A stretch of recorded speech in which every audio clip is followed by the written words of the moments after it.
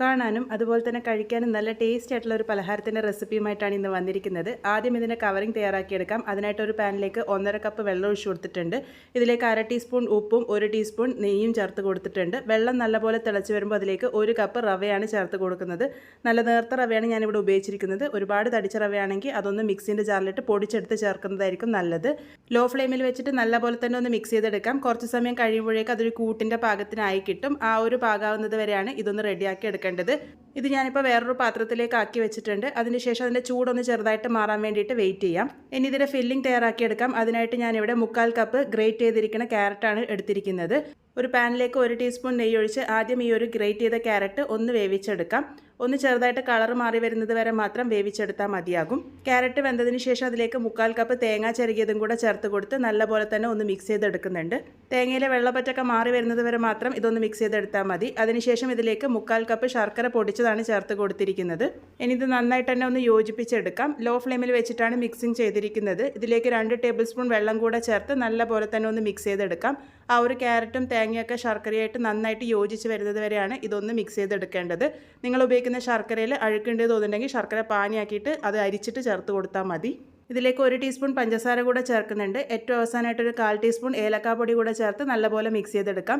വെള്ളപ്പറ്റി ഇതുപോലെ മാറി വന്നവരെയാണ് ഇത് മിക്സ് ചെയ്തെടുക്കേണ്ടത്. ഇതിപ്പോൾ പാകത്തിന് റെഡി ആയിട്ടുണ്ട്. നമ്മൾ നേരത്തെ തയ്യാറാക്കി വെച്ചിരിക്കുന്ന കൂട്ടിൻ്റെ ചൂടൊക്കെ ചെറുതായിട്ട് മാറി വന്നിട്ടുണ്ട്. കൈ ഉപയോഗിച്ച് നല്ലപോലെ തന്നെ നീഡ് ചെയ്തെടുക്കാം. ഇനി ഇതിലേക്ക് 1/2 കപ്പ് ഗ്രേറ്റ് ചെയ്ത ക്യാരറ്റും കൂടെ ചേർത്ത് നല്ലപോലെ തന്നെ ഒന്ന് മിക്സ് ചെയ്തെടുക്കാം. ക്യാരറ്റ് പച്ചയായിട്ടുള്ള ക്യാരറ്റാണ് ഉപയോഗിച്ചിരിക്കുന്നത്, വേവിച്ചിട്ടൊന്നുമില്ല. നല്ലപോലെ തന്നെ ഒന്ന് മിക്സ് ചെയ്തെടുത്തിട്ടുണ്ട്. ഇതുപോലെ നല്ല സോഫ്റ്റ് ആയിട്ടുള്ള കൂട്ടായി വരുന്നത് വരെയാണ് ഇത് മിക്സ് ചെയ്തെടുക്കേണ്ടത്.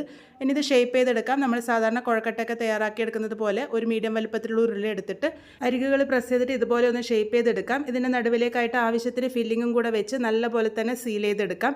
ഇതുപോലെ ഒന്ന് ഉരുട്ടിയെടുത്ത് നിങ്ങൾക്ക് തയ്യാറാക്കിയെടുക്കാം. അല്ലാന്നുണ്ടെങ്കിൽ ഇതിൻ്റെ ഷേപ്പ് ഒന്നും കൂടെ നന്നായിട്ട് വരാൻ വേണ്ടിയിട്ട് ഞാനിവിടെ ആപ്പിളൊക്കെ റാപ്പ് ചെയ്ത് കിട്ടുന്ന ആ ഒരു കവറാണ് എടുത്തിരിക്കുന്നത്. അത് നന്നായിട്ട് കഴുകി എടുത്തിട്ട് അതിൽ കുറച്ച് നെയ്യും കൂടെ തടവി കൊടുത്തിട്ടുണ്ട്. എന്നിട്ട് ഇത് ആ ഒരു ഉരുള അതിൻ്റെ നടുവിലായിട്ട് വെച്ചിട്ട് ഒന്ന് പ്രസ് ചെയ്തെടുക്കുകയാണെങ്കിൽ നല്ലൊരു ഷേപ്പിലായി കിട്ടാൻ വേണ്ടിയിട്ട് സഹായിക്കും. ഇത് ഈ ഒരു ഷേപ്പ് കിട്ടാൻ വേണ്ടി മാത്രം ചെയ്തിരിക്കുന്നതാണ്. അല്ലാന്നുണ്ടെങ്കിൽ വെറുതെ ഉരുളകളാക്കിയിട്ട് വെച്ചാലും മതിയാകും. ഏത് പാത്രത്തിലാണോ ആവി കയറ്റി എടുക്കാൻ വേണ്ടി പോകുന്നത് ആ ഒരു പാത്രം നല്ലപോലെ നെയ്യൊന്ന് തടവിയിട്ട് വേണം ഇതൊന്ന് സെറ്റ് ചെയ്തെടുക്കാൻ വേണ്ടിയിട്ട്. ഇനി ഇത് ആവി കയറ്റിയെടുക്കാം. നേരത്തെ തന്നെ സ്റ്റീമർ വെള്ളമൊഴിച്ചിട്ട് ആവി വരാൻ വേണ്ടി വെച്ചിരുന്നു. ആവി നല്ലപോലെ വന്നതിന് ശേഷം ഈ ഒരു പാത്രം ഇറക്കി വെച്ച് കൊടുക്കാം. മീഡിയം ഫ്ലെയിമിൽ വെച്ചിട്ട് ഒരു 15 മിനിറ്റ് നേരം നല്ലപോലെ തന്നെ ആവി കയറ്റി എടുത്താൽ മതി. ആ ഒരു സമയമാകുമ്പോഴേക്കും ഇതൊക്കെ പാകത്തിന് വെന്ത് വന്നിട്ടുണ്ടാകും. ഇതിൻ്റെ ചൂട് ഒരല്പം മാറി വന്നതിന് ശേഷം മാത്രം ഡീമോൾഡ് ചെയ്തെടുത്താൽ മതി. അല്ലാന്നുണ്ടെങ്കിൽ പറ്റിപ്പിടിക്കാനുള്ള സാധ്യതയുണ്ട്. വളരെ ടേസ്റ്റി ആയിട്ടുള്ള റവയും ക്യാരറ്റും ഒക്കെ ഉപയോഗിച്ചിട്ടുള്ള നമ്മുടെ കുഴക്കട്ട ഇവിടെ റെഡി ആയിട്ടുണ്ട്. എന്തായാലും ട്രൈ ചെയ്ത് ഫീഡ്ബാക്സ് ഒക്കെ പറയണേ.